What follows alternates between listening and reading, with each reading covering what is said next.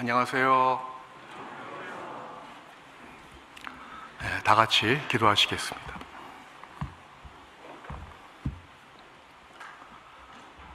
살아계시는 우리 주 하나님 아버지, 우리의 죄악을 십자가 위에서 영원히 정결케 해주심으로 죽었던 우리 영혼을 다시 살려주시고 살아있는 소망 가운데 이 땅에 살아갈 수 있도록 구원하심에 정말 감사드립니다.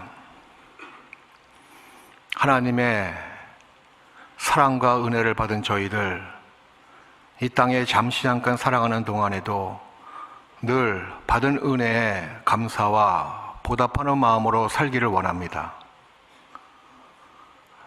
주님이 두루 행하시는 교회 가운데 우리를 두셨고 또 지금까지 인도하시며 천국 가는 그 순간까지 앞으로 인도하심을 믿고 감사드립니다.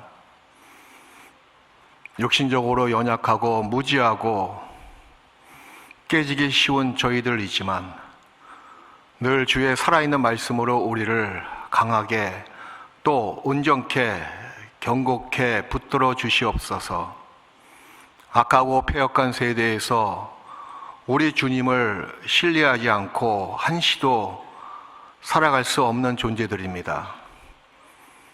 늘 말씀으로 우리의 속사람을 새롭게 변화시켜 주옵시고 아버지의 뜻을 순간순간 올바르게 분별해 순종하는 저희가 될 수 있도록 도와주시옵소서. 결코 우리의 남아있는 삶이 주 앞에서 헛된 삶이 되지 않도록 축복해 주시옵소서. 오늘 주의 거룩한 날에 주님의 보배로운 피로 재시씀 받은 저희 대전교회 모든 성도들 또 한자리에 모여 함께 하나님의 은혜를 나누며 찬양을 하며 또 말씀의 교제를 갖게 되었습니다. 각자의 믿음의 분량만큼 합당한 말씀을 내려주셔서 말씀의 능력으로 우리 속사람을 변화시켜 주옵시고 이전보다 나은 주님 앞에 칭찬과 영광과 존귀를 얻기에 합당한 자가 될 수 있도록 축복하여 주시옵소서. 이 시간 모든 것 우리 하나님께만 의지합니다. 우리를 사랑하시는 예수님의 이름으로 기도했습니다. 아멘. 신약성경 갈라디아서 6장을 찾겠습니다.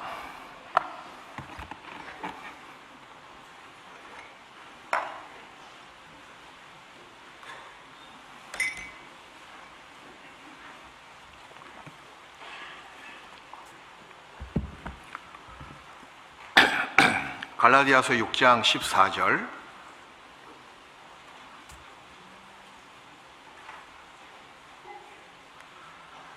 갈라디아서 6장 14절 말씀을 같이 읽겠습니다. 그러나 내게는 우리 주 예수 그리스도의 십자가 외에 결코 자랑할 것이 없으니 그리스도로 말미암아 세상이 나를 대하여 십자가에 못 박히고 내가 또한 세상을 대하여 그러하니라. 구원을 받은 사람은 당연히 십자가 중심으로 살아야 됩니다. 그것이 올바른 신앙생활이라고 말씀드릴 수가 있습니다. 왜냐하면 십자가는 하나님의 능력이기 때문에 그러합니다. 곧 십자가는 모든 믿는 자에게, 구원받은 사람에게 영혼의 구원만 선사해 주는 것뿐만 아니라 생활의 구원도 이루어질 수 있도록 능력으로 행하십니다. 그래서 능력 있는 신앙생활을 하기 위해서는 구원을 받은 사람은 항상 하나님의 능력을 힘있는 그 십자가를 늘 중심에 두고 하나님을 섬겨야 됩니다. 그래서 고린도전서 1장 18절 말씀에도 십자가의 도가 멸망하는 자들에게는 미련한 것이요 구원을 얻는 우리에게는 하나님의 능력이라고 기록하고 있습니다. 생각을 해보십시오. 세상의 많은 사상가들, 철학자들이 세상에 나타나서 저마다 설파를 합니다. 가장 중요한 내용에 대해서 이야기하고 있는데 명쾌한 답을 얻지 못하는 것이 우리의 현실인데, 그 중심에 이야기하고 있는 내용이 거의 일반화, 거의 똑같은데 그것이 바로 죄 문제입니다. 역사 속에서 많은 종교들이 등장했지만, 사상들이 나왔지만, 그 어떠한 것도 죄 문제를 명쾌하게 해결해주는 종교도 없고 사상가도 없었습니다. 그 어느 것 하나 죄를 없애는 것에 대해서는 다 손을 들고 항복합니다. 불가능하다 그 얘기잖아요. 근데 오직 십자가는 인간의 죄를 능히 없애는 가장 강력한 길입니다. 십자가 위에서 흘리신 그리스도의 보배로운 피가 우리의 지긋지긋한 모든 죄를 영원히 속죄해 주셨습니다. 그리고 우리를 의롭다 여겨 주십니다. 그래서 베드로전서 1장 이하에 나와 있는 말씀을 보면, 너희가 알거니와 너희 조상의 유전한 망령된 행실에서 구속된 것은 은이나 금같이 없어질 것으로 된 것이 아니요 오직 흠없고 좀없는 어린 양 같은 그리스도의 보배로운 피로 한 것이다 라고 말씀하십니다. 그렇죠. 사람의 죄악을 능히 영원히 속죄할 수 있는 해결 유일한 방책은 역시 예수님의 보배로운 피, 어린 양 같은 예수님의 보배로운 피만이 우리의 죄를 영원토록 정결케 속죄해 주십니다. 그래서 십자가는 우리 죄에 대한 하나님이 예비해 놓으신 아주 확고부동한 명쾌한 유일한 해결책입니다.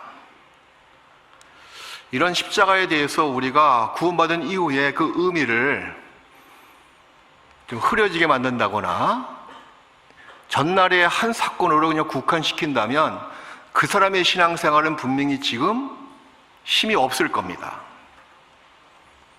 구원받은 그 시점부터 천국 가는 그 시점까지, 주님 앞에 설 때까지 신앙생활의 가장 정중앙에 세워져야 할 사건은 갈보리 언덕의 십자가 사건, 곧 십자가의 도입니다. 우리가 신앙생활에 힘이 빠지고 신앙생활이 어두운 가운데 행하며 또 주님을 이전처럼 뜨겁게 사랑하지 못하는 가장 근본적인 이유는 그 사람이 십자가로부터 멀어지고 있다는 증거가 되며 모습일 겁니다.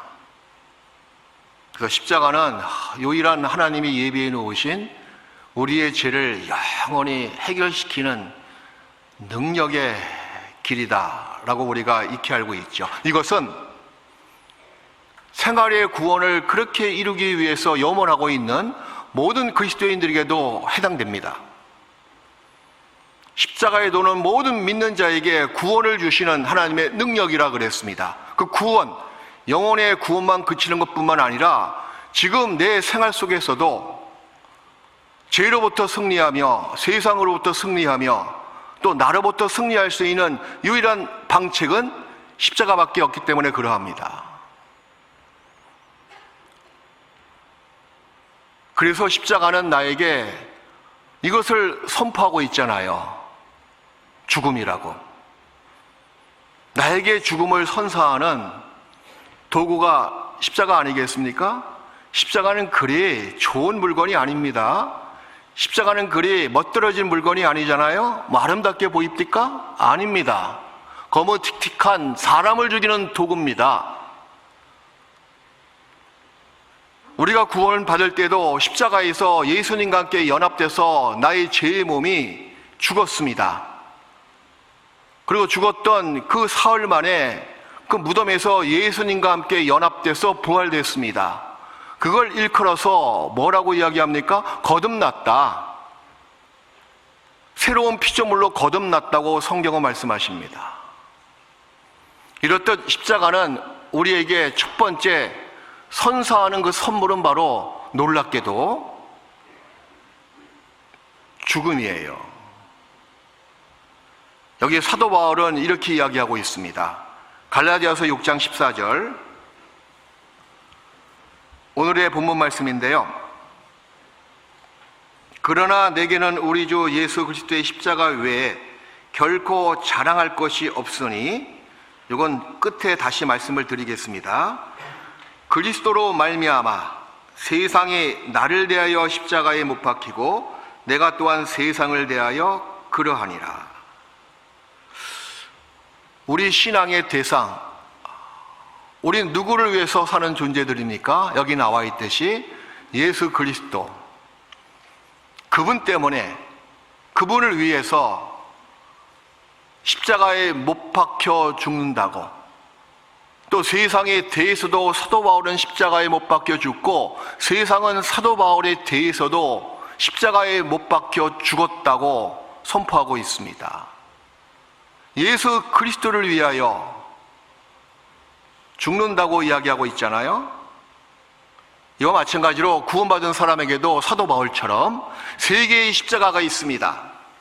갈보리 언덕에 세 개의 십자가가 세워졌습니다. 정중앙에 우리의 구세주 예수님께서 십자가에 못 박혀 돌아가신 십자가가 정중앙에 세워졌고, 양쪽에는 그 시대의 최고의 그 죄인들 2명이 죽은 십자가가 세워졌잖아요. 마찬가지로 구원을 받은 다음에 그리스도인에게도 세 개의 십자가가 세워집니다. 자기 삶의 중앙에 우리 예수님이 나 때문에 십자가에 못 박혀 돌아가신 그 십자가, 그 또 한 부분의 십자가는 세상이 나에 대해서 십자가에 죽은 십자가, 또 한쪽의 십자가는 세상에 대해서 내가 날마다 죽는 나의 죽음의 십자가. 그래서 모든 그리스도인들에게는 세 개의 십자가가 늘 마치 트라이앵글처럼 이렇게 계속 돌아간다는 거죠. 그게 하나님 보시기에 합당한 신앙생활의 모습이 됩니다. 그래서 십자가 아래에서는 죽어있는 나밖에 없는 거 아셔요? 구원을 받은 사람이 자기를 부인하지 않고 자기의 육신적인 정력, 안목의 정력, 이성의 자랑이 마치 샘물이 솟구치듯이 계속 올라오는 그 순간순간에 그걸 치지 못하고, 그걸 죽이지 못하고 나간다면 무슨 살아있는 신앙생활을 영위해 나갈 수가 있겠습니까? 그럴 수가 없거든요. 온전한 신앙생활, 거룩한 신앙생활, 하나님께 기쁨을 드리는 그 신앙, 그걸 갖고 싶어하는 것이 여기 앉아있는 여러분의 염원이고 또 저의 소원이 아니겠습니까? 그러기 위해서는 비록 좋진 않지만 십자가에 못 박혀 죽는 그런 날을 날마다 만들어야 됩니다. 그래서 신앙은 한마디로 딱 이렇게 등식을 부호한다면, 신앙은 죽는다. 나를 죽이는 삶이 신앙생활이다. 십자가에 못 박혀 죽는 내가 있을 때 그것을 하나님께서는 기쁘게 받으신다는 겁니다. 사실 하나님께서는 우리가 구원을 받은 다음에도 이 육신을 계속 날마다 치고 나가는, 십자가에 못 박혀 죽이는 그런 삶을 날마다 바라시고, 그런 제사를 영적인 살아있는 제사고 영적인 예배라고 인정하십니다. 참된 거룩 신앙생활의 승리, 반드시 구원받은 사람 자기의 죽음을 통해서만 그 부활된 예수님의 생명을 삶 속에서 날마다 구체적으로 구현되는 것이, 그게 합당한 신앙생활의 모습이거든요. 예수님의 부활의 능력, 아니 부활이기 전에 죽음이 먼저 있어야 되겠죠. 죽음 없는 부활을 상상이나 할 수가 있을 것 같아요? 1층 없는 2층 건물이 어디 있습니까? 2층 없는 3층 건물이 어디 있습니까? 마찬가지로 새 생명 가운데서 행하기 위해서는 먼저 자기를 부인하고 철저하게 자기를 죽이는 자기 죽음이 먼저 선행 조건입니다. 예수님께서도 십자가의 죽음이 있었기 때문에 3일 후에 부활의 능력으로 다시 살아나셨잖아요. 여러분의 모습도 마찬가지입니다. 그래서 구원을 받은 사람은 살아있는 신앙생활을 하는 것이 우리의 소원이 된다 그러면 살아있는 신앙생활, 하나님 보시기에 넌 살아있는 자다 라고 인정받기 위해서는 먼저 죽어야 됩니다. 죽어야 살거든요. 너희가 육신대로 살면 반드시 죽을 것이로되 영으로서 몸의 행실을 죽이면 살리니. 로마서 8장 13절 말씀입니다. 영으로서 몸의 행실을 죽이면 살리니. 말씀의 능력으로 교회에서 두루 행하시는 주님의 은혜의 손길로 자기의 육신의 그 소욕과 육신적인 정을 계속 치고 나가는 게 죽인다고 표현할 수가 있는데, 죽이는 자가 그때그때 그 자리에서 부활의 생명이 다시 꽃피어 올라옵니다. 살아있는 신앙생활을 해나갈 수가 있습니다. 그 땅에 있는 지체를 죽이라고 우린 신약에서 많이 발견하지 않습니까? 이 땅에 있는 육신적인 것들,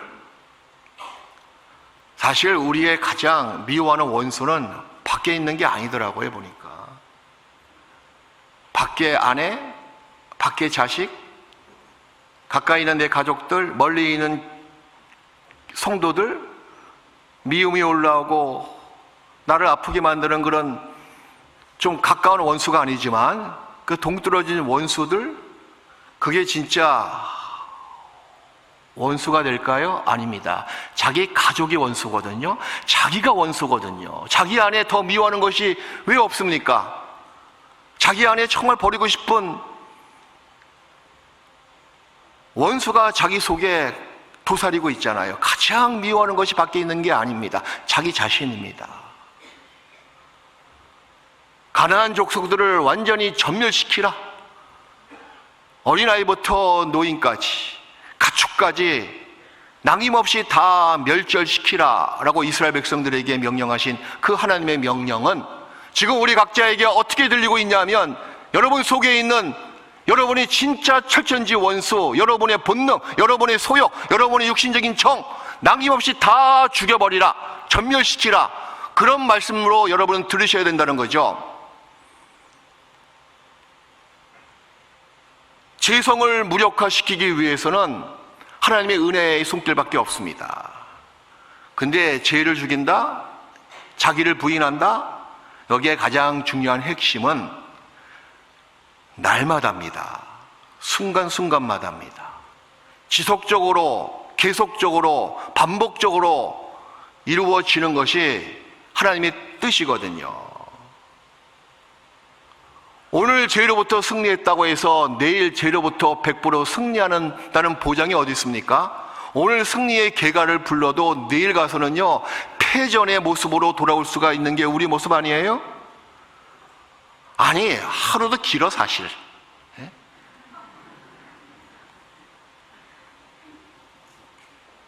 조속시간에 이 마음이 변하는 것처럼 우리 신앙도 어떨 때는 거룩하게 보일지 몰라도 어떨 때는 정말 더럽게 이를 데 없는 모습으로 우리가 비춰질 때가 얼마나 많이 있습니까?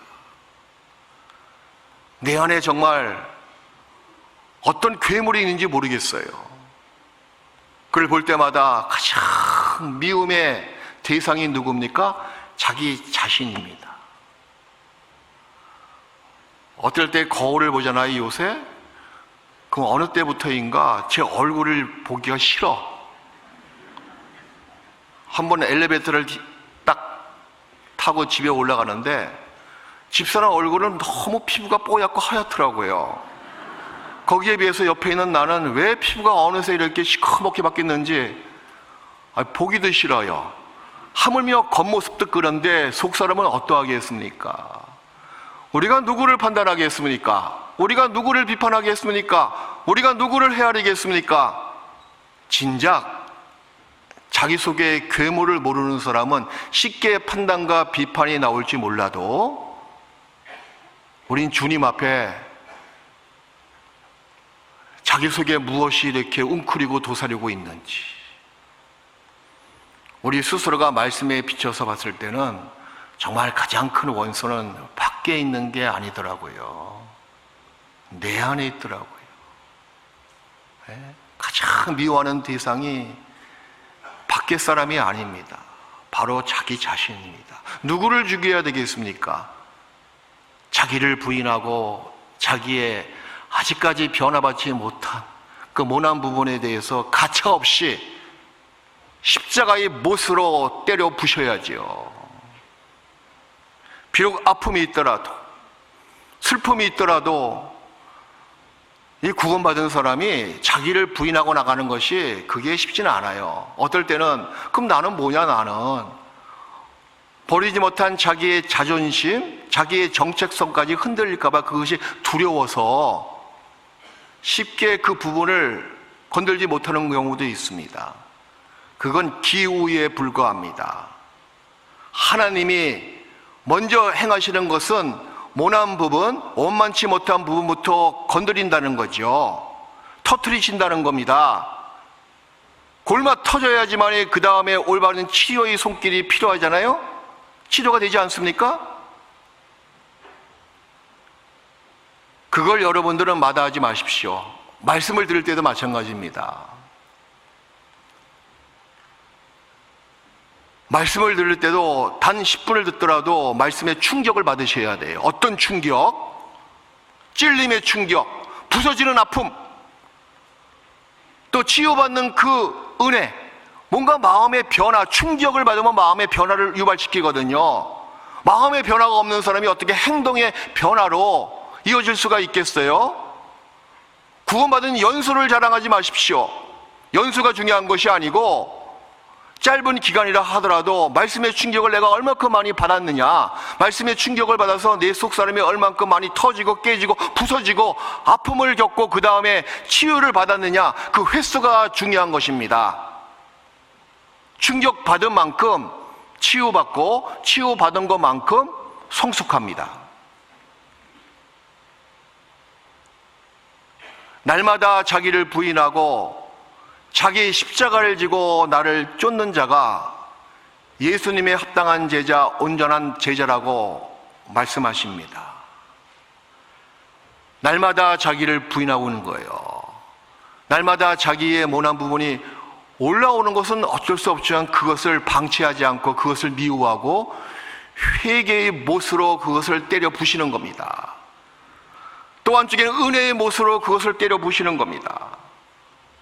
그걸 죄의 성질을 무력화시킨다, 죄를 약화시킨다라는 뜻입니다. 우리의 육체의 정력, 이 몸의 정력 소욕은요, 단 한 가지 방법밖에 없습니다. 무엇으로 죽일 수 있습니까? 십자가라는 은혜의 못으로 죽이는 수밖에 없어요. 전날에 우리의 죄가 예수님을 찔렀습니다. 전날에 우리의 악이 예수님의 그 양손과 양발에 죄라는 못으로 찔러버렸습니다.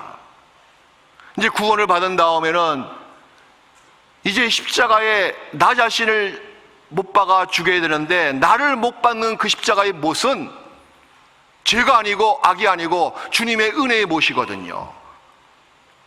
주님의 사랑의 망치거든요.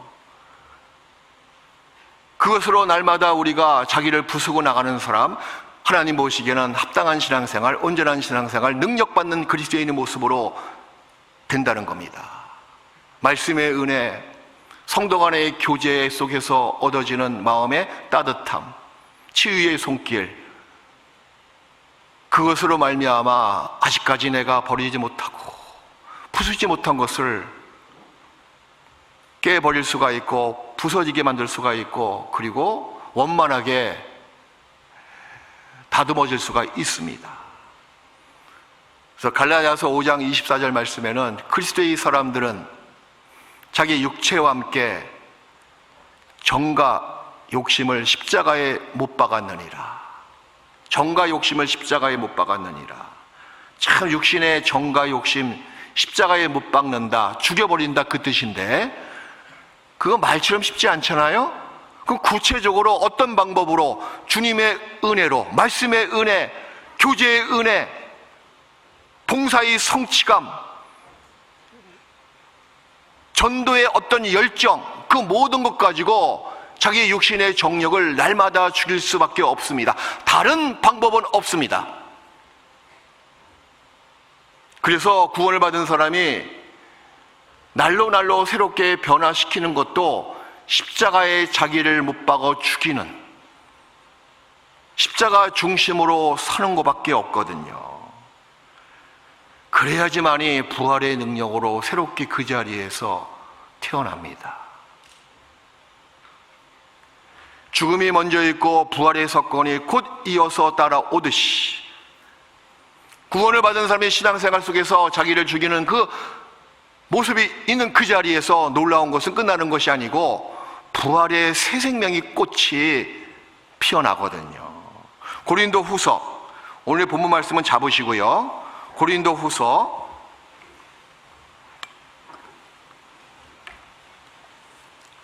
'요즘에는 주일 설교할 때 길게 하면 하도 싫어하는 사람이 많이 있어가지고 아예 처음부터 그냥 서론도 필요 없습니다. 본론부터 들어가는 게 훨씬 나아 그냥. 네? 고린도후서 4장 11절.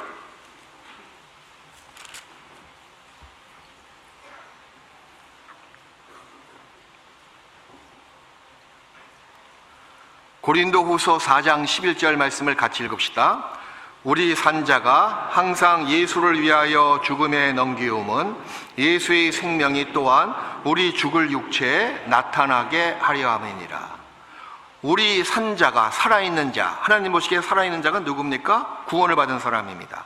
여기 항상이라고 나와 있죠. always, 언제나. 일회성으로 끝나는 것이 아닙니다. 지속성, 연속성을 포함하고 있는 단어잖아요. 항상, 날마다 예수를 위하여 죽음에 넘기움은 날마다 자기를 부인하고 자기의 십자가를 지고 쫓는 자는 예수의 생명이, 이 생명이 뭡니까? 부활의 능력이거든요. 새 생명의 모습이거든요. 예수의 생명이 또한 우리 죽을 육체에 나타나게 하려 함이라. 부활의 능력으로 살고 싶은 마음의 소원이 없습니까? 이전보다 더 살아있는 모습으로 하나님께 영광을 드리고 싶은 간절한 마음이 없습니까? 부활의 능력으로 살 수 있는 방법은 십자가의 자기를 날마다 항상 죽이는 것이 전제 조건입니다. 로마서 6장에 나와 있는 말씀처럼 우리가 만일 그의 죽으심을 본받아 연합한 자가 되었으면 또한 그의 부활을 본받아 연합한 자가 되리라. 그의 죽으심을 본받아서 연합한 자가 되었다면 또한 그의 부활을 본받아 연합한 자가 저절로 자동스럽게 그냥 되리라. 그렇게 성경은 말씀하십니다. 주님의 말씀으로 자기를 부인하고 자기를 치고 나가는 자는 걱정하지 마십시오. 부활의 능력으로 자동스럽게 새 생명 가운데서 새로운 모습으로 변화받습니다. 그래서 신앙생활은 날마다 자신을 십자가의 그 못으로, 은혜의 못, 사랑의 못으로 못 박혀 죽는 삶이 신앙생활이다. 이렇게 단정적으로 등식을 연결시켜도 결코 틀리지 않습니다. 한 번 죽어야지만이 이루어진다. 그런 건 결코 아니거든요. 지속적으로, 연속적으로 자기 죽음을 선포하고 있으며 날마다 십자가를 지고 고난받는 삶이 하나님 보시기에 연락드리는 삶이 될 수가 있고 새 생명 가운데서 변화받아 좀 더 이전보다 나은 모습으로 나갈 수 있는 그리스도인의 모습이 된다는 겁니다. 요즘에 각 교회마다 이제 김장 때문에 아주 바쁘실 겁니다. 대전교회 김장하셨나요? 네, 저희 서울은 다 했어요. 김장할 때 그 배추가 말입니다. 김치가 되는 몇 가지 법칙이 있습니다. 배추가 바로 김치 안 되잖아요. 그죠? 배추가 김치가 되기 위해서는 반드시 죽음이 필요해요. 최소한 5번 이상 배추가 죽어야 돼. 첫 번째, 땅에서 뽑힐 때 한번 죽어요. 두 번째, 칼로, 시퍼런 부엌칼로 그 배추의 배가 갈라질 때 2번 죽어요. 그리고 그 다음에 힘이 팔팔하게 살아있잖아요. 그 배추를 어디에 절여요? 와, 소금물에 들어갔다 나온 배추 보셨어요? 그래? 힘이 쭉 빠졌어요. 3번 죽었습니다. 또 거기다가 또 한국 우리 양념들이 얼마나 맵고 짜고 독합니까? 그 매운 저기 청양고추부터 시작해서 마늘, 온갖 젓갈 그런 걸로 다 버무려져 가지고 온통 빨간색으로 옷이 입혀지잖아요. 그때 배추가 4번 죽어요. 근데 아직까지는 김치가 되지 않았습니다. 마지막에 뭐냐면 그 배추가 사람 입에 들어가서 사람의 강력한 이빨의 짓눌림을 받아야지만이 야, 김치 맛있다, 올해 김장이 잘 됐네, 이렇게 찬사가 나오지 않습니까? 보십시오. 배추가 입안에서 참 맛있다, 김치라는 새 생명으로 거듭나기 위해서는 최소한 5번이 죽었잖아요. 네? 여러분도 마찬가지입니다. 날마다 자기를 치고 나가는 것, 아픔이 있어요. 그 배추가 얼마나 아팠을까요? 그래, 사람 입속에서 그 이빨이 얼마나 강력한데 남김없이 다 산산이 부서지지 않습니까? 그래서 사람에게 기쁨을 주고 사람 입에서 야, 이번 김장 너무 잘 됐다 하고 찬사를 듣게 만들잖아요. 죽어야 찬사가 나오거든요. 마찬가지입니다. 하나님은요, 구원받은 여러분들에게 아직까지 여러분의 힘으로 버리지 못한 것을 죽여야 된다고 말씀하시고, 여러분의 마음만, 예, 하나님, 나도 하나님을 위해서 살고 싶습니다, 나도 하나님의 뜻 가운데 새로운 피조물로 거듭나서 새 생명 가운데서 죽어있는 신앙생활이 아니라 살아있는 신앙생활을 하고 싶습니다, 그런 마음의 소원만 있으면 하나님께서 반드시 그 기도를 들어주시고 죽이는 도구를 등장하십니다. 배추가 김치되기 위해서 많은 도구들이 등장했잖아요. 아까 칼이, 시퍼런 칼이 등장했죠. 소금물이 등장했죠. 양념들이 등장했죠. 또 마지막에 사람 이빨까지 등장됐잖아요. 마찬가지거든요. 나를 괴롭히는 사람들, 나를 힘들게 하는 사람들, 내가 죽게끔 될 수밖에 없는 사건들, 그런 일들, 그런 사람들을 하나님께서 등장시켜서 나를 죽이게 만드십니다. 그리고 김치가 딱 됐을 때 모든 작업이 끝나는 것처럼 자기 자신이 주님 보시기에 기쁨을 드리는 사람으로 연그러지고 성숙된 그 상태에서는 하나님께서 이렇게 외치십니다. 상황 종료라고. 그때는 순식간에 옆에 있는 도구들이 딱 모습을 감춰버려요. 늘 하나님께서 구약의 믿음의 선진들은 실패 속에서 부르셨거든요. 모세를 보십시오. 40년 왕궁에서 왕자 생활을 했던 모세, 자기의 의협심으로 자기의 동포들을 구원하려고 했지만 철저하게 실패했잖아요. 하루아침에 살인자로 낙인 찍혀서 도망자 신세가 되지 않았습니까? 미디안 광야에서 40년 동안 하나님께서는 낮추시는 작업을 하시고 죽이는 작업을 하셨습니다. 무려 40년 동안. 드디어 80세 됐을 때 떨기 나무를 탁 만났잖아요. 그 자리가 어떤 자리입니까? 사막 한복판의 떨기 나무. 정말 나무 중에서 떨기 나무는요, 보잘것없는 나무입니다. 흔한 나무거든요. 거기서 모세를 부르셨습니다. 모세야, 모세야. 떨기나무 속에 불이 붙어서 모세를 부르셨잖아요. 그걸 봤을 때 역시 하나님은 정말 실패한 그곳에서 부르시는구나. 자기의 모든 것이 다 죽어서 이젠 끝이다. 무슨 소망이 있고 무슨 희망과 무슨 비전이 모세에게 있었겠어요, 그래. 근데 거기서 부르시는 하나님. 다윗도 마찬가지 아니겠습니까? 목동 생활에서 부르셨잖아요. 여러분도 마찬가지입니다. 개인적으로 저도 마찬가지예요. 가장 인생살이 힘들 때, 가장 어려울 때, 모든 것이 다 없어지고 이제 바닥까지, 저 밑바닥까지 내려갔을 때 그때 부르시더라고요. 그래서 저는 그때 정말 이상했어요. 아니, 하나님 좀 먹고 살만할 때 부르시지, 이때 전도인 해달라고 부르시면 저보고 어떻게 하라고요? 빚도 많은데. 이거 전도인 생활 뻔한데 이게 빚을 언제 갚아요, 내가? 시아나닉슨 실패한 그곳에서 부르십니다. 철저하게 자기를 부인하고 자기 힘으로 할 수 없다는 것을 철저하게 깨달은 그 사람, 한쪽 마음에서는요, 그 낭망이 그 마음을 지배할 겁니다. 침륜에 빠질 수도 있어요. 근데 거기에 불현듯 하나님께서 나타나시더라고요. 자기 죽음, 자기 부인을 무서워하지 마십시오. 그것이 새 생명으로 가는 유일한 길입니다. 십자가의 도는 구원받은 사람들에게 또한 새로운 놀라운 능력과 힘을 계속 불어주는 그런 능력이 있거든요. 저도 구원을 받은 지 12년 만에 교제에 들어와서 첫사랑을 회복한 사람입니다. 어릴 때 구원을 받았기 때문에 그때는 교회가 이렇게 우리 교회처럼 든든한 교회가 없었습니다. 무슨 교회 학교가 있었겠어요. 복음은 정확히 이야기했지만 복음 다음에 신앙생활의 어떤 정확한 길을 누구 하나 이야기해 준 사람이 없었습니다.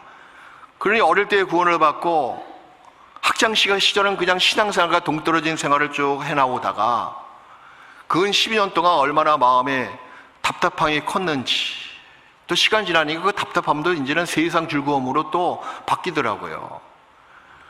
그러니까 옆에 있는 나를 전도하는 우리 가족들이 저를 얼마나 많이 구박을 했을까요? 우리 학생들, 부모가 많이 구박하잖아요. 뭐 때문에? 너 구원받은 거 맞아? 너 말로만 구원받았지. 너 행실 보니까 네가 잔 이부자리 한번 긴 적이 있냐? 설거지 한번 도와준 적이 있냐? 너 그게 구원받은 사람의 모습이라고 생각해? 너 구원 아닌 것 같아. 저도요, 수십 번 그런 구박을 받고 제가 수십 번 다시 구원을 받았습니다. 군대 가기 전에 또 수양에 참석해라. 지금도 기억이 역력해요. 82년도 수양회, 우리 교회 처음 수양회, 안양 만화국민학교에서 했던 수양회. 그때 그 이웅평 대위가 그 미국 10국인가 그 몰고 들어온 그때. 그래서 세상 그날 끝난 줄 알았어요, 우리는. 그러니까 마음이 초급해가지고 구원 다 많이 받았습니다. 전 그날 구원받은 줄 알았어요. 또 군대 또 입대하기 전에 또 말씀 듣고 이게 불안하거든요. 또 말씀 듣고 또 구원받은 줄 알았어요. 참 그렇게 12년을 지나고 나서 교제에 들어오니까 정말 처음 내 죄를 위해서 십자가에서 피를 흘려주신 주님의 첫사랑이 그날이었구나. 그걸 깨닫고 교제 안에 들어와서 새로운 모습으로 새롭게 신앙생활을 한 적이 있습니다.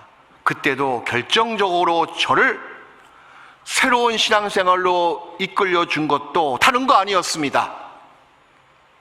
옆에 있는 형제자매 별로 볼품들이 다 없었어요. 그때 십자가의 그 십자가의 사랑이 저를 다시 불붙은 마음을 회복시켜 주셨고 교제에 딱 들어오게 만들었던 겁니다. 다른 건 없습니다.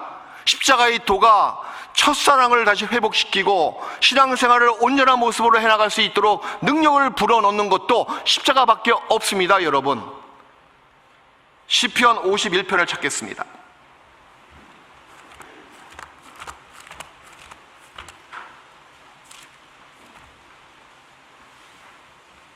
시편 51편 12절 13절.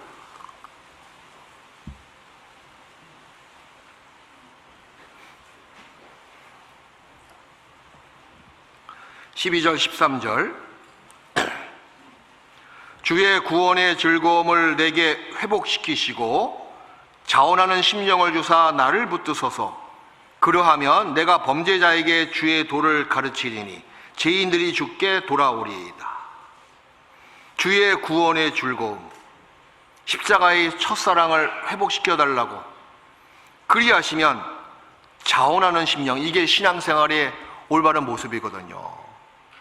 주님을 사랑하기 때문에 주를 위해서 살고 싶어하는 그런 어떤 뜨거운 원하는 마음이 생긴다는 겁니다. 무엇이 그렇게 만듭니까? 무엇이 내 신앙, 주님의 첫사랑을 회복시키게 만듭니까? 십자가의 도거든요. 그래서 대저 의인은 7번 넘어질지라도 다시 일어나려니와, 다시 어게인, 뭔가 희망의 단어 아닙니까? 다시 일어선다.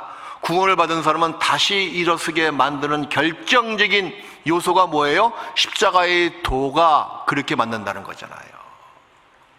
우리 마음을 뜨겁게 만드는 것도 주님의 십자가밖에 없습니다. 주님의 처음 사랑밖에 없습니다. 복음에는 뜨거운 사랑이 있기 때문에 이 마음이 뜨거워져요. 제가 몽골 처음 들어갈 때 한동안 좀 마음에 갈등이 있었어요.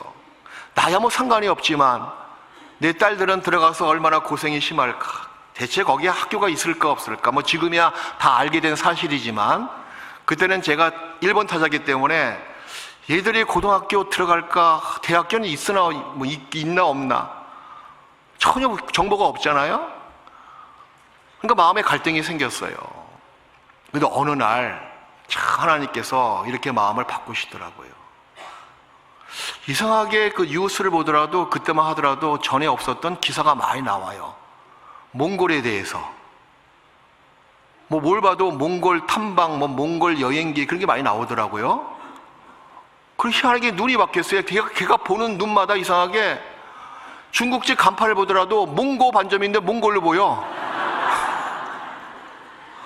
어디 가도 몽자로 보이고 골자로 보이고 마음이 주님께서 이렇게 만드시더라고.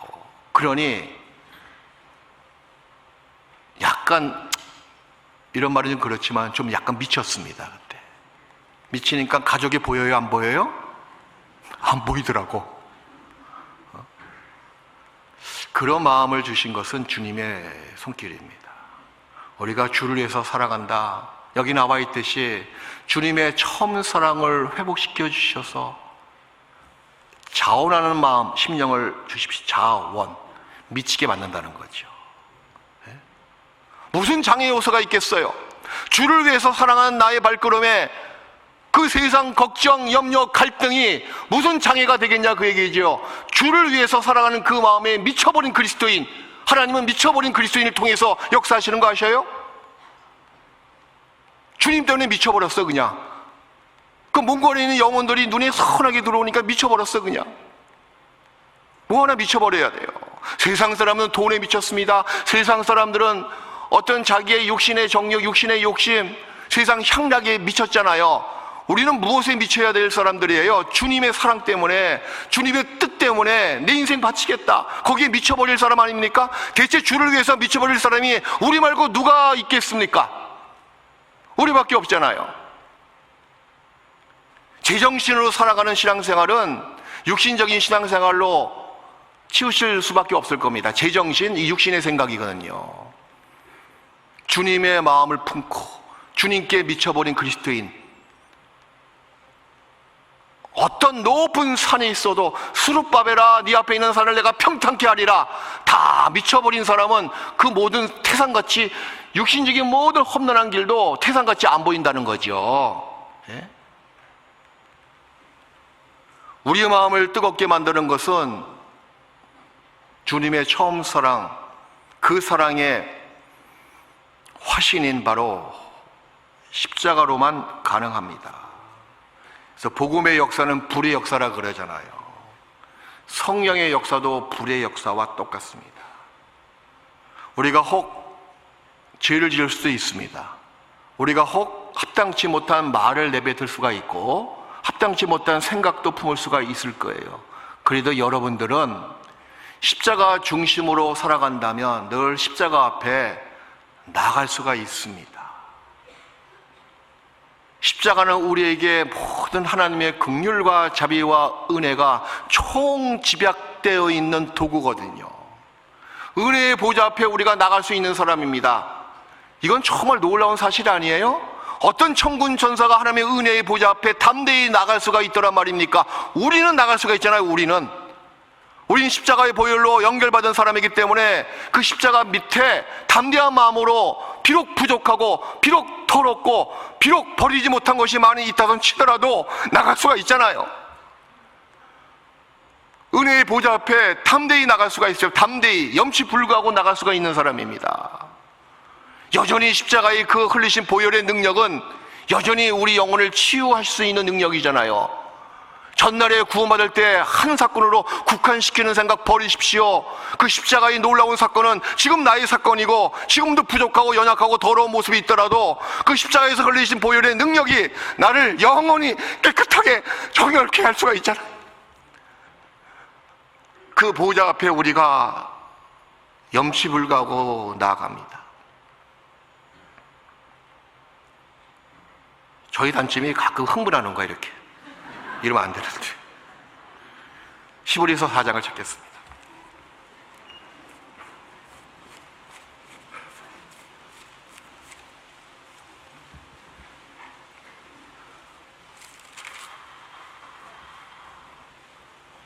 히브리서 4장 16절.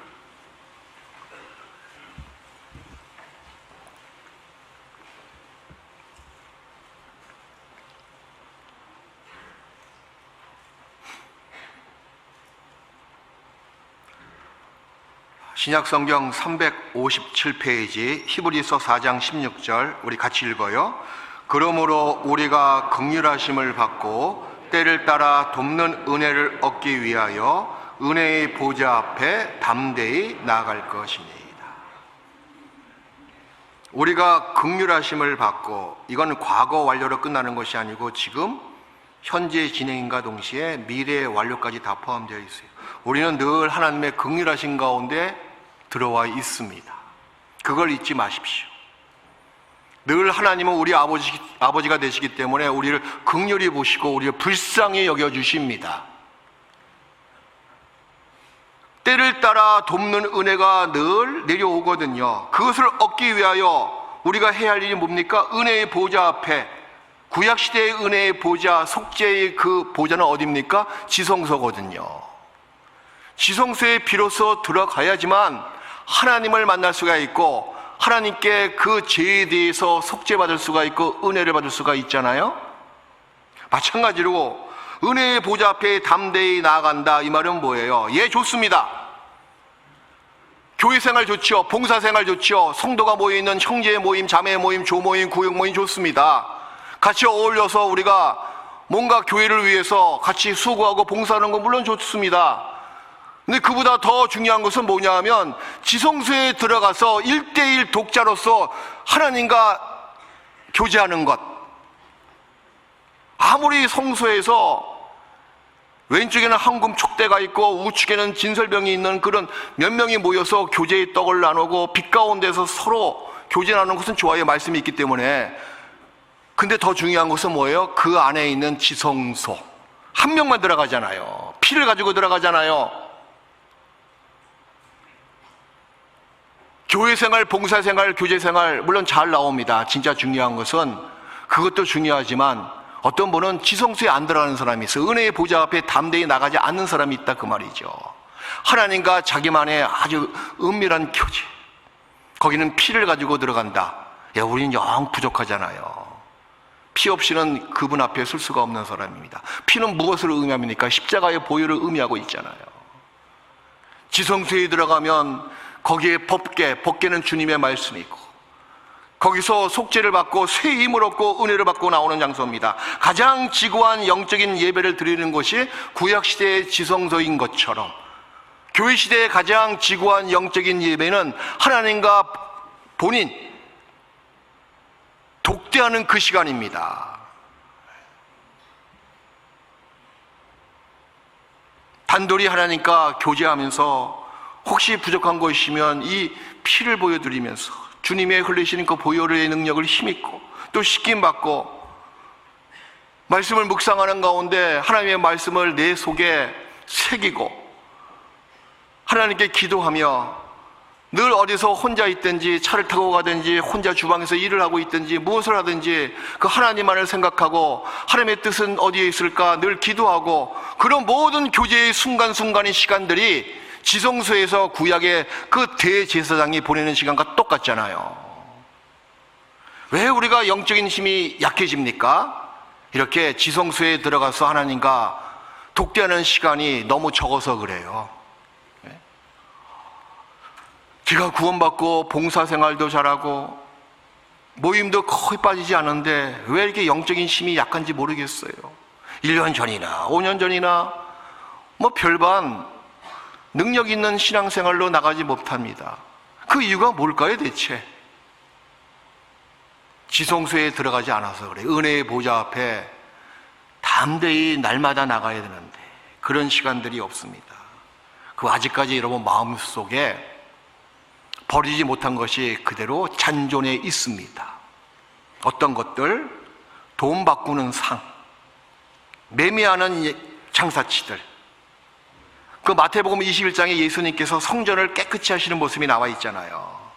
성전 안에서 매매하는 사람들 쫓아내시고 돈 바꾸는 자의 상을 뒤엎으시고, 비둘기 파는 자의 그 상도 엎으셔가지고 다 내어 쫓고, 성전을 깨끗이 하시는 예수님, 여러분도 마찬가지거든요. 아직까지 버리지 못한 내 속에 있는 돈 바꾸는 그 매매하는 모습도 있고, 하나님 말고 다른 것을 우상시하고 다른 동물들을 내 속에 품고 있는 것도 있고, 탐욕과 교만, 또 자기 중심적인 생각. 말 한마디도 이왕이면 좀 친절하기면 참 좋은데, 말 한마디 때문에, 불친절한 말 한마디 때문에 어떤 자매의 마음에 상처를 주는 그런 죄들, 모였다면 판단과 비방을 늘어놓는 그런 모습들, 그걸 다 둘러 엎으셔야 돼요. 둘러 엎으시기 위해서는 주님과의 독대가 필요합니다. 십자가를 바라보고 은혜의 보좌 앞에 나갔을 때 내가 하지 못하는 그런 모든 합당치 못한 제 모습들을 예수님께서요 다 내어 쫓으시고 엎으시고, 그리고 다 성전을 깨끗하게 하십니다. 내 마음을 깨끗하게 하시거든요. 또 한 가지 십자가의 도는요, 참 이게 의미가 깊어요. 놀라운 것은 우리 삶 속에서 늘 세상과 우리와 늘 중간에, 자기 가까운 중간에 배치시켜야 돼요. 이게 무슨 말인가 하면, 십자가를 자기 옆에 두고 세상을 대할 때도 십자가를 통과해서 세상을 보라는 거죠. 또 어떤 세상 염려와 걱정이 내 앞에 있더라도 그걸 직접적으로 맞닥뜨리지 마시고 십자가를 중간에 두고 십자가를 통과해서 세상 염려와 걱정을 하시라는 겁니다. 그 말은 뭐냐면 십자가의 중심은 하나님이시거든요. 여러분의 마음과 세상 사이에 갈보리 언덕에 세워진 십자가를 늘 중간에 딱 세워야 돼요. 바로 세상과 여러분 마음속에 그 사이에 하나님을 다 모시고 계셔야 된다는 말이거든요. 우리가 세상 살다 보면 지금도 여러 가지 일들이 내 앞에 또 곧 들이닥치고 산지에 있을 겁니다. 그럴 때 바로 여러분들은 마음을 바로 세상에 주지 마시고 세상 염려와 걱정에 마음을 쏟지 마세요. 먼저 십자가를 바라보십시오. 히브리서 12장.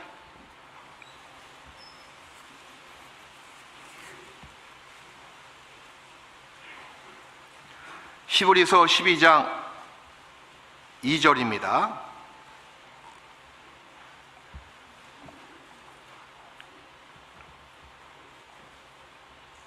히브리서 12장 2절인데 우리 같이 읽읍시다. 믿음의 주요 또 온전케 하시는 이인 예수를 바라보자. 저는 그 앞에 있는 즐거움을 위하여 십자가를 참으사 부끄러움을 개의치 아니하시더니 하나님 보좌 우편에 앉으셨느니라. 믿음의 주요 또 온전케 하시는 이인 예수를 바라보자. 그리고 십자가가 딱 등장하고 있지 않습니까? 우리가 세상 일을 딱 접할 때 자기도 모르게 이걸 간과하고 바로 부딪히는 경우가 다반사입니다, 사실은. 그리고 얻어 터지고 와서 그 다음에 십자가를 바라보는 경우가 많이 있거든요. 근데 신앙이 좀 더 이렇게 성숙하고 성장한 사람은 바로 세상에 자기 마음을 주지 않아요. 가족사도 마찬가지예요. 자식 문제가 있다고 칩시다. 그 자식 문제를 자기가 직접 거기에 마음을 쏟고 그것 때문에 울기도 하고 그것 때문에 고통도 받고 그것 때문에 분란도 생기는 경우가 많이 있잖아요. 근데 그 전에 먼저 그 가족사에 대해서 자기가 직접 나가기 전에 먼저 십자가를 바라보고 하나님을 생각하고, 하나님께서는 이 문제에 대해서 어떻게 생각하십니까? 기도하고 하나님의 의견을 계속 여쭤보고 십자가를 바라본 다음에 그 다음에 세상 문제를 접하십시오. 그때는 나 혼자 접하는 것이 아니고 하나님이 먼저 나가신다는 거죠. 우리가 평강을 왜 잃어버립니까? 먼저 세상 문제, 걱정, 염려에 자기도 모르게 자기 마음이 조급해서 다 먼저 나가거든요. 그래서 우리 하나님 십자가는요, 세상과 나 사이에 중간에 딱 매개체로 딱 늘 우리를 감싸고 계십니다. 그래서 축이 되시는 거예요. 축. 예를 들어서 자전거와 바퀴가 있습니다. 그 가운데 축이 있잖아요. 그리고 옆에는 뭐가 있어요? 바퀴살이 쭉 연결되어 있잖아요. 이 바퀴살에서 요 바퀴살이 직접 닿아야 안 닿아요? 여기 자전거를 모르시나 봐, 대전교회 식구들은. 축이 있고 자전거 타이어 원율 주위에 살로 다 연결되어 있잖아요. 이쪽 살하고 옆에 있는 살과 직접 닿지 않습니다. 반드시 축을 통과해서 닿을 수밖에 없잖아요. 그와 똑같습니다. 살과 살이 직접적으로 닿지 않는 것처럼 이쪽 살에서 저쪽 살로 가기 위해서는 축을 통과해서 가야 되는 것처럼, 우리가 세상 일을 딱 만났을 때 세상에게 먼저 여러분의 노고, 여러분의 마음, 여러분의 생각을 다 주지 마십시오. 먼저 하나님을 바라보고 하나님께만 마음을 드리십시오. 그러면 하나님께서 그 문제를 다 아시고 하나님이 도와주시거든요. 십자가를 바라보라는 뜻이잖아요. 여기 나와 있듯이 믿음의 주여 또 온전케 하신 이 예수를 바라보자. 하나님 곧 십자가를 먼저 바라보고 하나님께 먼저 갔다가 그 다음에 세상 일로 신경을 쓰십시오. 그럴 때 모든 문제가 주 안에서 원활히 해결됩니다. 과연 나의 하나님은, 나를 구원하신 나의 구세주 하나님은 과연 나에게는 어떤 분이실까요? 여러분이 세상 일을 접했을 때 여러분의 하나님이 어떤 분이신지를 아주 극명하게 딱 드러낼 수가 있습니다. 정말 여러분의 하나님이 태산같이 크신 분이실까요? 아니면 저 티끌처럼 작은 분이실까요? 무엇을 통해 알 수 있을까요? 어떤 문제가 딱 발생했을 때, 어떤 어려움을 딱 직면했을 때, 그때 여러분의 하나님이 나에게 태산으로 내가 봤느냐, 티끌처럼 내가 여겼느냐, 그것이 딱 분별됩니다.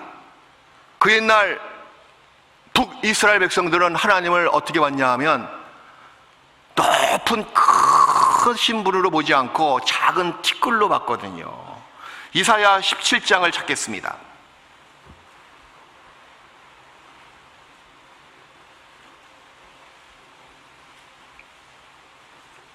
이사야 17장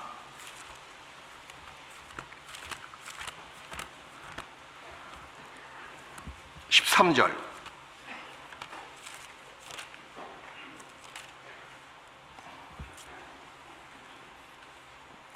그 옛날 북이스라엘은 하나님을 너무 작게 보았기 때문에 결국에 멸망당했습니다. 그것처럼 구원받은 지금 나에게 나의 하나님은 크신 태산이실까요? 아니면 작은 티끌이실까요? 13절, 17장 13절. 열방이 충돌하기를 많은 물에 몰려온과 같이 하나 주께서 그들을 꾸짖으시리니 그들이 멀리 도망함이 산의 겨가 바람 앞에 흩어진 같겠고 폭풍 앞에 떠오르는 티끌 같을 것이라. 여기 보면 산의 겨가, 이 산은 큰 태산을 가리키고 있는데 바람 앞에 흩어진 같겠고 폭풍 앞에 떠오르는 티끌 같을 것이라. 태산과 티끌, 폭풍과 티끌. 나의 하나님은 정말 내가 어떻게 여기고 있느냐. 천지를 창조하신 하나님, 그리고 내 구원을 위해서 독생자 예수님을 이 세상에 보내신 하나님, 또 이 역사를 주관하시고 지금도 이끄시고 만물 위에 계시는 만군의 주 여호와 하나님, 그런 하나님이 나와 함께 하시는 것이 확실한 약속인데, 과연 나는 나의 하나님을 티끌로 여기고 있느냐, 아니면 태산으로 여기고 있느냐? 얼마큼 여러분의 하나님을 여러분이 크게 보십니까? 아니면 작게 보십니까? 북이스라엘의 모습을 보십시오. 마치 티끌처럼 봤기 때문에 멸망당했잖아요. 여기서 신앙의 중요한 또 한 가지 법칙이 나오는 게 뭔지 아세요? 이거거든요. 나의 하나님을 내가 크게 여긴다면 세상 모든 문제는요, 작게 보여요. 나의 하나님을 태산처럼 내가 여긴다면 여기 폭풍 앞에 티끌처럼, 산 앞에 겨처럼 세상 문제는 겨와 티끌처럼 작아진다는 겁니다. 반대로 하나님을 티끌처럼 내가 여긴다면 도리어 그 반비례적으로 세상 문제가 태산처럼 크게 보인다는 거예요. 태산인가 티끌인가 나의 하나님이, 이런 질문은 굉장히 중요합니다. 하나님이 정말 여기 나와 있는 태산처럼, 높은 산처럼 내가 늘 여기고 있다면 지금 나에게 불어닥칠 그런 폭풍은 폭풍이 아니에요. 한낮 지나가는 그냥 한 줌의 바람이나 마찬가지고 티끌이나 마찬가지입니다. 그러니까 하나님이 반대로 티끌 내면 그 모든 것은 폭풍으로 나를 엄몰할 겁니다. 가끔 이러잖아요. 애들 때문에, 또 남편 때문에, 가정 문제 때문에 여러 가지 인간관계에서 힘든 일을 부딪혔을 때 교제 나가서도 마치 세상이 끝난 것처럼 기도 부탁하면서 나 큰일 났어요, 막 그게 보여. 그렇게 야단법석을 떤다는 것은 그 사람의 하나님이 티끌이기 때문에 그렇게 야단법석을 떨고 있는 겁니다. 사실 하나님은 여전히 크신 분이시거든요. 어느 누구에게 어느 때 작아진 적이 없으십니다. 하나님이 작아지신 것이 아니고 그 사람의 믿음과 그 사람의 마음이 작아진 것 뿐이거든요. 그래서 우리가 세상과 접할 때는 아직까지 육신이 있는지라 처음에는 말입니다, 이렇게 육신적인 것이 올라와요, 사실은.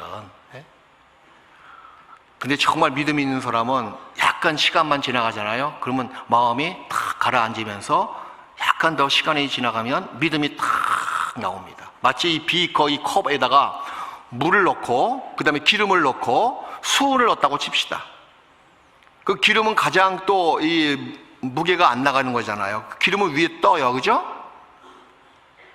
그 다음에 중간에 물이 딱 비중을 많이 차지하고 있고, 수은은 비중이 무겁기 때문에 밑에 가라앉아 있을 거예요. 이게 우리의 믿음의 모습이나 마찬가지거든요. 어떤 일을 당했을 때 육신이 있는지라 아직까지 육신을 갖고 사는 그리스도인이잖아요. 세상은 우리를 계속 어떻게 하면 신앙생활을 넘어뜨게 만드는 것이 세상의 모습이고 세상의 공중의 권세 잡은 사탄의 계략이잖아요. 육신을 계속 찔른다는 거죠. 어쩔 수 없이 우리가 육신을 갖고 있는 사람이기 때문에 육신적인 감정이 올라올 수밖에 없어요. 처음에는 마치 이 비커 안에 이 컵 위에 기름이 붕 뜨는 것처럼 기름이 먼저 붕 뜨잖아요. 물을 쏟으면 기름부터 나오잖아요. 마찬가지로 처음에는 우리도 육신적인 그런 것이 나와요. 근데 그 다음에 딱 믿음 가지고 곰곰이 기도해보고 생각해보면 딱 중령이 돼. 중령, 물처럼, 중간에 있는 물처럼. 또 십자가를 바라보잖아요. 그 밑에 수은, 무거운 수은, 믿음의 모습이거든요. 믿음으로 행할 수가 있는 겁니다. 그 섣불리 조급하게 성급하게 어떤 문제에 대해서 바로 나가지 마십시오.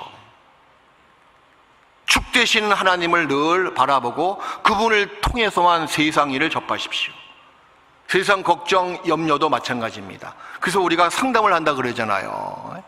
말씀을 많이 알고 계시는 전도인들에게 먼저 상담을 의뢰하는 것. 그것도 또 한 가지 하나님을 먼저 생각하고 축 되신 하나님을 통해서 내가 세상 문제에 나아가겠다, 그런 또 한 가지의 모습이 되기도 합니다. 십자가를 바라보십시오. 그리고 십자가는 우리가 바라봤을 때 우리 영혼의 아픔도 치유하시고 상처가 있으면 반드시 아물 수 있도록 능력으로 역사하는 도구입니다. 그래서 구원받은 사람의 영혼의 상처와 영혼의 치료제의 가장 강력한 약은 십자가라는 약밖에 없습니다. 가장 강력한 치료제가 되거든요. 출애굽기 15장 구약 성경입니다. 여기 치료하시는 여호와 라파가 나오는데 거기에 십자가가 딱 등장하지 않습니까? 출애굽기 15장 26절에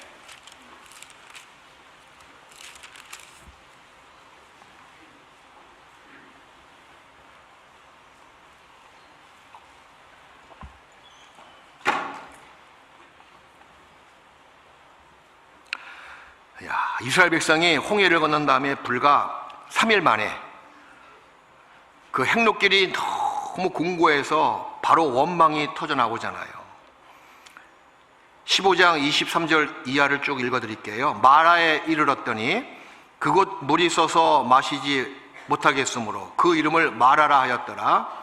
백성이 모세를 대하여 원망하여 가로되 우리가 무엇을 마실까 하며 모세가 여호와께 부르짖었더니 여호와께서 그에게 한 나무를 지시하시니 그가 물에 던짐에 물이 달아졌더라. 거기서 여호와께서 그들을 위하여 법도와 율례를 정하시고 그들을 시험하실세.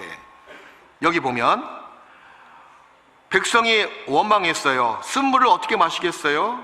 가뜩이나 목이 가란데 물이라고 있는 것은 쓴물밖에 없으니 그 마음에 육신적인 생각이 바로 올라왔잖아요. 모세를 원망했습니다. 그럼 모세에게 하나님께서 이렇게 지시하십니다.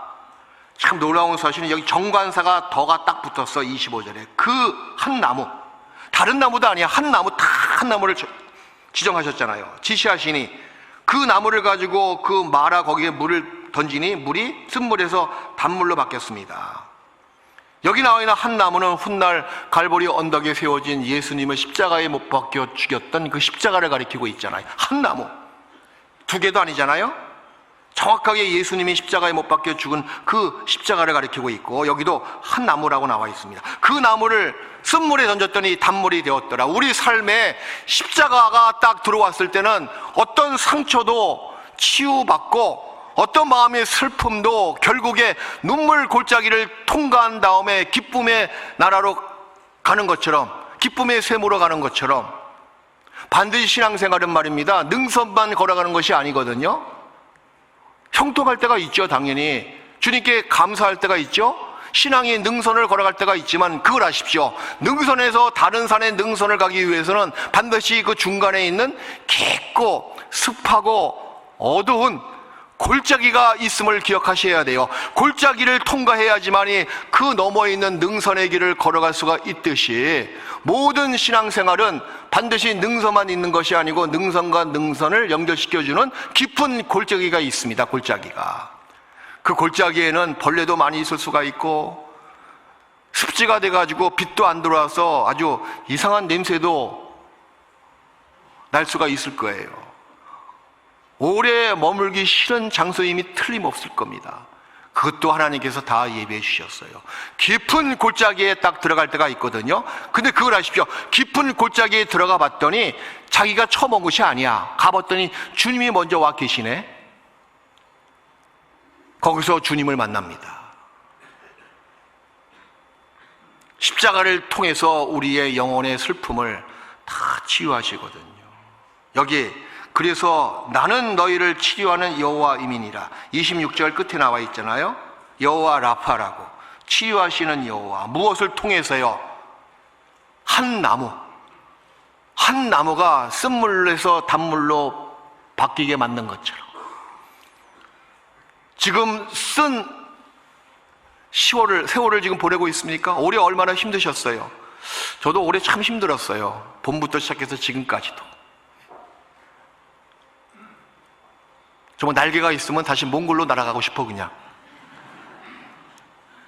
현대인의 구원받은 사람들이 머리가 이렇게 복잡한지 모르겠어. 또 요즘에 얼마나 마음보다도 머리가 복잡한 게 임원 선정 기간이잖아요.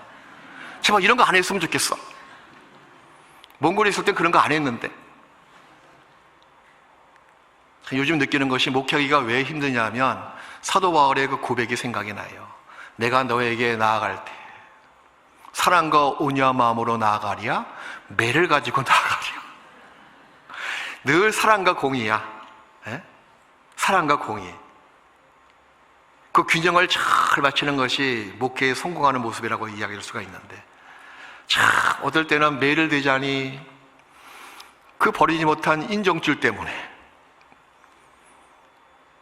모든 것이 다 좋다 하고 감싸 안고 싶지만, 또 교회가 어떤 새로운 모습으로 탈바꿈하는 것에 방해가 되지 않나 하는 생각이 또 올라오고, 자, 걱정하는 것이 참 많이 있습니다. 교회를 염려하지요? 또 세상에 살면서 세상 일 때문에, 또 가족관계 때문에 힘든 것도 있잖아요. 그런데 십자가의 도는요, 세상 걱정과 염려로부터 능히 이기게 만들 수 있는 놀라운 능력이 된다는 겁니다. 내가 걱정하는 일이 세상에 많은 주, 속에 근심 밖에 걱정 늘 시험하여도 예수 보배로운 피 모든 것을 이기니 예수 공로 의지하여 항상 이기리로다. 오늘 찬송가 너무 잘 돼요. 제가 원래 이게 안 올라가는데 올라가네. 참 가사가 참 마음의 위로가 되잖아요. 내가 걱정하는 일이 세상에 많잖아요. 속에 근심, 밖에 걱정, 늘 날마다 시험합니다.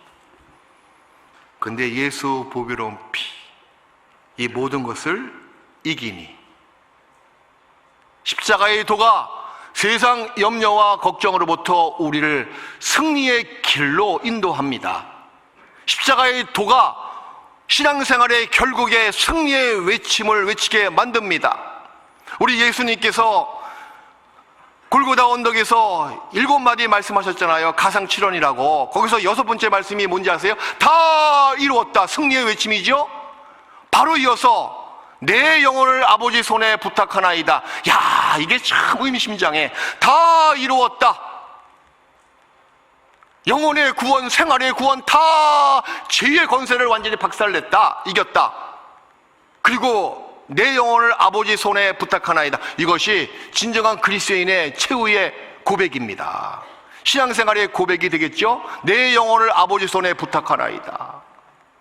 이게 생명의 소리고 구원의 확증적인 말이잖아요. 다 이루었다. 그 사실이 믿어진 사람은 당연히 그 다음에 신앙생활이 어떻게 이루어져요? 내 영혼을 아버지 손에 부탁하나이다 라고 이야기할 수밖에 없습니다. 십자가를 의지하고는 한시도 우리가 살아갈 수가 없는 사람이에요. 이 세상이 얼마나 힘듭니까? 눈코 뜰 새 없이 세상 그 걱정, 염려의 파도가 우리를 죽이기 위해서 쫙 몰려오고 있잖아요. 하나 부서진다고 해서 그 다음에 파도가 몰려오지 않습니까? 그렇지 않잖아요. 또 계속 몰려오잖아요. 거기서 능히 이길 수 있는 것은 예수의 보배로운 피, 십자가의 공로, 예수님의 공로밖에 없습니다, 여러분. 그래서 구원을 받은 사람이 그 십자가로 말미암아 늘 날마다 새롭게 살아갈 수가 있는 게 뭐냐면, 보세요. 또 십자가는요, 나의 부끄러운 모습들. 저도 구원을 어릴 때 받았기 때문에 한동안 대학교 시절 때까지, 청년까지는 참 부끄러운 과거가 있었습니다. 가끔 저기 서울 성북동, 그 해화동 쭉 지나가잖아요. 대전 시민들은 거기가 어딘지 모르겠구나, 지금. 그건 곳곳에 내가 죄 지은 흔적들이 이렇게 있어. 지금이야 거기가 뭐 대학로로 바뀌기만 바뀌었지만, 그럼 부끄럽게 이럴 데 없잖아요. 근데 십자가는요, 그 모든 것을 다 흔적 없이 싹 말끔히 지우는 지우개. 여러분, 지옥에 참 놀라운 인간이 만든 발명품이잖아요. 참 지옥에만큼 놀라운 물건도 없다고 생각합니다. 글 쓰다가 부끄러운 글이 있으면, 또 잘못 그린 도면이 있다거나, 또 가정과 일대에 수북히 쌓여있는 어떤 구석이 있다면 이 지우개가 싹 말끔히 지울 수가 있고, 틀린 그 도면도 깨끗이 지울 수가 있고, 또 청소도구로 깨끗이 수북히 쌓여있는 먼지와 그런 잡스러운 것들을 다 청소할 수가 있잖아요. 마찬가지로 십자가는 우리 삶의 지우개입니다. 과거를 다 깨끗하게 흔적 없이 싹 지우고 늘 날마다 새롭게 출발할 수 있도록 이끈다는 거죠. 어떤 사람이요, 자기 그림자가 너무 싫어가지고 이 그림자를 어떻게 없앨까 하고 막 도망가고, 그림자가 나타날 때마다 막 발로 차보기도 하고. 근데 그림자가 그렇다고 없어져요? 그렇지 않잖아요. 없앨 수가 없었습니다. 그래서 너무 힘들어가지고 어느 날 큰 나무 밑에 딱 앉아 있는데, 큰 나무 그늘 때문에 자기 그림자가 싹 종적을 감췄어요. 야, 그래가지고 그 나무 밑에 있으니까 그늘도 줘서 힘을 또 누릴 수가 있고, 자기의 그 꼴보기 싫은 그림자도 다 없어졌고, 너무 좋아라 했습니다. 마찬가지입니다. 여러분, 십자가 큰 나무거든요. 십자가 그늘 아래로 늘 들어가십시오. 그 영혼의 힘이 이루어지고 자기의 부끄러운 각오도 마치 지우개가 싹 지워서 깨끗하게 만든 것처럼 십자가라는 지우개가 우리의 과거를 흔적 없이 깨끗하게 청소해 주십니다. 곧 더러운 것을 씻을 수가 있고, 그리고 거기서 새 힘을 얻는 자리가 어디예요? 십자가 밑이거든요. 예수님께서 우리 죄를 위해서 십자가에서 그 피를 다 흘리셨습니다. 그 사건은 어제나 오늘이나 영원토록 동일한 사건이거든요. 여러분의 삶 속에서 늘 십자가를 중심으로 살아가는 사람에게는 그 십자가는 늘 여러분 영혼 중심에 박혀 있는 겁니다. 늘 십자가 밑에 우리가 가잖아요. 거기서 무슨 원망이나 무슨 불만이나 무슨 변명이나 무슨 핑계의 소리가 나오겠어요? 여러분의 삶이 십자가 밑에서 시작하는 삶이라면, 십자가 중심으로부터 모든 것을 시작하는 삶이라면 여러분의 삶 속에서 불만 같은 건 없어질 겁니다. 원망이 왜 나오겠어요? 시기하는 마음, 판단하는 마음, 비방하는 마음, 떠들어대는 마음, 그런 말소리가 왜 들리겠어요? 십자가 밑에서는요, 늘 침묵만이 흐를 뿐입니다. 어떤 침묵이요? 사랑의 침묵. 주님, 난 누구 때문에 못 살겠어요. 십자가 밑에 가보십시오. 주님이 뭘 하실까요? 야, 너 배부른 소리 하지 마. 난 지금 너 때문에 이렇게 죽고 있는데. 뭐? 그 말 한마디 때문에 못 살겠다고 그래? 얼마나 초라한 말이 될까요? 얼마나 작게 여기는 말이 될까요? 그래. 여러분의 입에서 나온 불만, 불평, 원망하는 소리는 여러분이 벌써 십자가로부터 멀리 떨어져 나간 상태인 것을 스스로가 증거해주고 있습니다. 요즘 임원 선정 하신다면서요? 아이고, 올해 구역장 못하네. 이럴 수가 있어. 뭘 못하네. 불만, 불평, 원망, 그거 십자가 밑에 가져가 보십시오.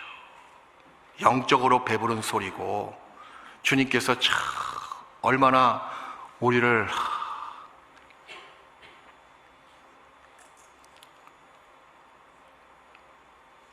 어떤 모습으로 보이실까요?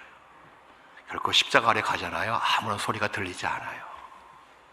대상이 누구든지 상관없이 그냥 침묵만 흐를 뿐입니다. 어떤 침묵이요? 사랑의 침묵이거든요.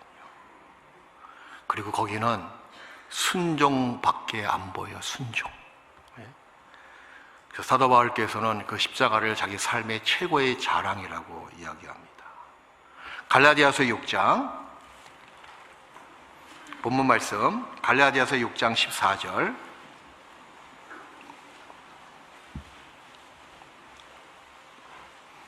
(6장 14절) 우리 같이 읽읍시다. 그러나 내게는 우리 주 예수 그리스도의 십자가 외에 결코 자랑할 것이 없으니 그리스도로 말미암아 세상이 나를 대하여 십자가에 못 박히고 내가 또한 세상을 대하여, 우리 주 예수 그리스도의 십자가 외에는 결코 자랑할 것이 없으니. 맞습니다. 십자가만이 우리의 유일한 자랑거리입니다. 저도 이제 적은 나이가 아니었어요. 제가 이 나이 될 때까지 주님이 안 오실 줄은 꿈에도 생각 못했습니다. 제가 어릴 때 구원받았기 때문에 20대 교회 안에서 지나갔죠. 30대, 40대 지나갔죠. 50대 거의 먼 거리에서 지났죠. 벌써 60대가 넘었네. 근데 나같지가 않아요, 요새. 근데 살면 살수록 놀라운 사실은요, 십자가가 내 삶의 전부야, 전부. 어릴 땐 몰랐습니다. 청년 때도 그만큼 비중을 차지하고 있다는 것은 생각을 못했어요. 왜? 할 일도 많지 않잖아요. 세상을 위해서 할 일도 많고, 내 인생의 삶에 십자가가, 구원이 그렇게 큰 비중인지 몰랐습니다. 그런데 세월이 흐른가 동시에 천국에 가까이 오면 가까이 올수록 전날에 받은 구원, 십자가의 도가 100%야, 100%. 전부 다야. 마치 고무풍선에 바람을 주입하면 더 바람이 들어간 것만큼 커지는 것처럼 구원이 아니었다면, 구원이 전부야, 전부. 인생 모든 게 전부가 구원이야. 10대 때 몰랐습니다. 20대까지도 몰랐어요. 30대, 40대도 뭐 알까 말까? 40대, 50대 선교사 생활할까지도 구원이 전부다, 이렇게 제가 확실하게 이야기할 정도로 자신만만하진 않았습니다. 근데 60대 넘어가니까요, 그렇지. 자꾸 세월이 흐르면서 다 떠나가더라고요, 세상 것들은. 자식도 다 떠나가더라고요. 좀 지나면 이제 아내도 떠나가고 내가 먼저 가든지, 결국에는 나도 떠나요, 안 떠나요? 남는 게 뭐냐, 그 얘기죠. 그러니까 여러분, 정말 정직하게 생각하십시오. 삶을 정말 하나님 앞에 정직하게 자기의 삶을 탁 세우십시오. 비록 우리가 세상에서 거룩하게 살지 못하더라도 정직하게는 살아갈 수가 있는 사람이잖아요. 하나님은 정직한 자와 교통하시고 정직한 자에게 기쁨의 씨를 뿌리시는 분이시거든요. 참 그 말씀 보면 위로가 돼. 그렇죠, 하나님. 난 누구처럼 거룩하게 못 살더라도, 누구처럼 죄 안 짓고 못 살더라도, 그렇지만 하나님, 내 마음에 속에 있는 것은 정직한 것, 비록 창피하고 비록 부끄럽지만 은혜의 보좌 앞에 난 하나님께 내 마음을 다 토합니다. 정직하게는 살아갈 수가 있잖아요. 무엇이 이 세상에 우리가 남길 게 뭐가 있겠어요? 없어요. 다 떠나가요. 저도 두 딸 출가시킬 때, 큰딸 출가시킬 때 있잖아요. 남들은 그러더라고. 목사님 장녀 결혼시킬 때는 많이 운대요. 속으로 울 일도 많다, 울 일도 많아 내가. 난 홀가분했어요. 나보다 훨씬 뛰어난 보호자가 다 있으니까. 근데 웬걸 떠나간 게 아니야. 가서 둘을 더 낳고 데리고 왔어. 야, 인생이 그렇더구만. 그래서 정말 구원받은 그때가 잘 몰랐지만 살면 살수록 이게 전부다. 그래서 내 인생의 자랑은 여러분도 마찬가지입니다. 십자가밖에 없습니다. 구원이 전부거든요. 십자가밖에 자랑할 것이 뭐가 있겠어요? 그래. 사도 바울의 이 말씀이 정말 살면 살수록 더 마음에 와 닿아요.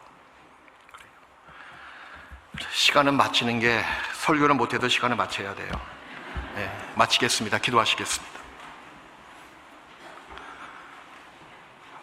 우리를 사랑하시는 하나님 아버지, 감사합니다. 십자가의 도가 우리로 하여금 하나님 앞에 영원히 의인되게 해주셨고, 앞으로도 더 의인답게 살아갈 수 있도록 능력으로 이끄십니다. 늘 우리 삶 속에서 십자가를 중심에 두고 살아가는 저희가 될 수 있도록 도와주시고, 이 다음에 하나님 앞에 섰을 때 십자가로 자랑하고 십자가를 증거하고 십자가에서 피를 흘리신 예수님을 찬양하는 저희가 될 수 있도록 도와주시옵소서. 예수님 이름으로 기도했습니다. 아멘.